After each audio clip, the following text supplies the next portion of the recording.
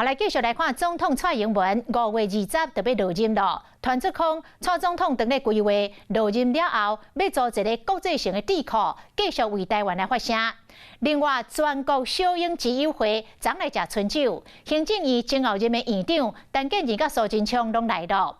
蔡总统致辞，感谢大家8年来的支持，嘛真感谢2位院长。讲到是有这个好院长，所以总统才会当小看莫非一个。酒杯加关关，感谢大家这1年来斗3工。总统蔡英文昨暝出席小英之友会春酒的活动，就亲像蔡总统的毕业餐会。每年在办的，人都请一些小英之友会。在座全国各地的百工百业，所有的小英之友会，请他们感谢大家而已啊，让他这一次明年还可以继续执政。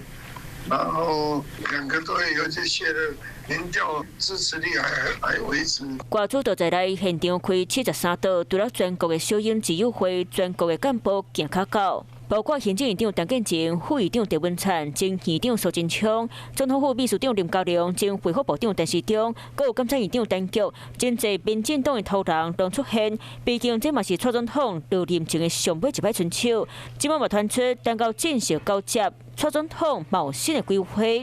小英基金会就位在台北市的长安东路上，传出这里原本也是蔡总统构想卸任办公室的考虑地点之一。春末到2个月，新政府就要上任，传出蔡总统有意思伫咧落任后办一个国际性的智库，希望透过伫咧国际声势继续替台湾发声。总统府副秘书长黄中间会斗规划，即马到今的总统办公室传出会和智库结合，已经确定地点，即马当伫咧中华官空。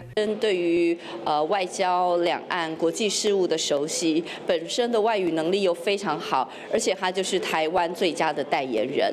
如果他卸任之后能够持续来扮演深化台湾在世界的国际交流跟民主的角色，那这当然是台湾的福气。之前8年飞过境美国，和蒋奇兴局长麦克斯面会，到伫咧台湾接见各国的外宾。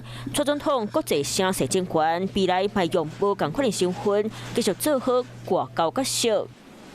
嗨，大家好，我是颖彤。想要来抢先掌握最及时的新闻资讯吗？